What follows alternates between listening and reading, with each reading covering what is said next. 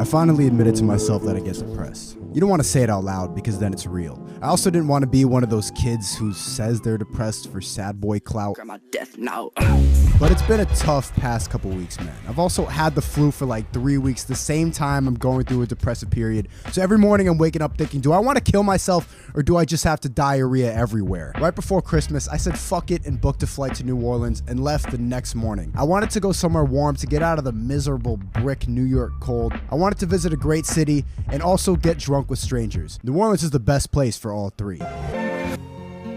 First couple days were great. I went to museums, I did touristy things, I saw parades, and I took pictures of stuff that feels different because you're on vacation. People really are different in the South. It always surprises me. I was taking videos with my tripod and some guy walks over and points at it, says, "That's legs?"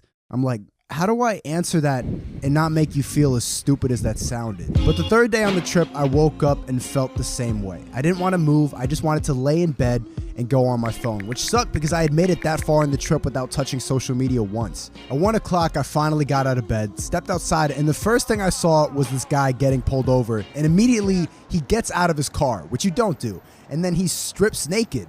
I'm standing on the sidewalk with this homeless guy, watching this free entertainment. We're laughing our asses off. We see the guy get tased 3 times in the chest, and he eats it all. Then he chased me down the sidewalk with his dick out. Nah, get away from me, yo. This all has to do with depression, trust me. At first I felt guilty because my first thought was, this is gonna go viral, which yeah, blah blah, influencers only care about fame or whatever, that's for a different video. But seeing a seemingly sane man just driving, then flip a switch like he was on bath salts after I couldn't get out of bed for 4 hours, it made me realize that everybody's got something. We all deal with depression and anxiety. It took me so long to realize that because so many people in my generation use mental health for their underdog story. I used to make fun of depressed people. In high school, I went to this boarding school in New Hampshire because I got a scholarship. But most of the students there were straight out of treatment therapy centers. A lot of them were suicidal, addicts, anxious, but a lot of them just had rich parents that threw money at their kids' problems. These kids weren't depressed, they were teenagers. These kids were taking Xanax and antidepressants because they cried and got nervous sometimes. Then it became mainstream cool to be mentally unwell. Overly dramatic TV shows, rappers making hit songs about dying. I thought that depression was just a choice. What I never understood when I was in high school was how these people described depression as a disease. It just seemed too simple to cure, man.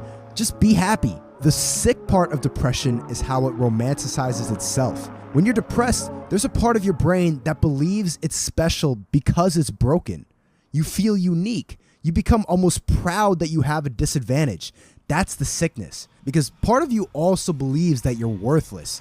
Why are you sad? You have a good life. You're being fucking lazy piece of shit. Get out of bed, you cunt. You can't even move. You suck. When you start believing it's real, then it's real. Everybody deals with anxiety and depression. Not everyone knows they do. We all cope in different ways.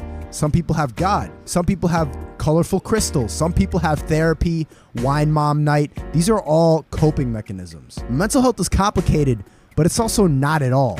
It's as simple as fear and doubt. If we were all content, nobody would do crazy shit to prove themselves. Nobody would start a family. If we were all normal and happy, nobody would do shit. I don't want to do YouTube videos. I don't want to do comedy. I don't want to do any of the shit. All I want to do is lay down vertically in my bed with some drugs and snacks. Unfortunately, that also makes me massively depressed. Nobody wants to get out of bed in the morning. Yeah, there's a couple people who do wake up and play upbeat commercial music. Let's start the day. Those people are psychopaths. They don't count. I mean normal people with jobs, with stress, with kids, with debt, with a failing business. Rappers with 200 Instagram followers. Nobody wants to get up in the morning. You just do it. Start my day up on the roof. And that wasn't supposed to be a Nike ad. They don't sponsor me. But this video is sponsored by Dashlane. I don't know when every website made a pact that you need to make an account, but I probably have 20 different passwords from toaster websites to social media. And Dashlane provides 3 services: dark web monitoring, VPN for safe browsing, and a password manager. And for less than what one of those services will cost. Dashlane has helped me generate secure passwords because just yesterday I got 3 confirmation codes from different websites because somebody's trying to log into my Just please stop. If that's you, stop trying to log into it. I have different passwords for every site, you dick. Head over to dashlane.com/SNEAKO to get it on your first device for free and use the code SNEAKO for an additional 10% off on Dashlane Premium. You dig?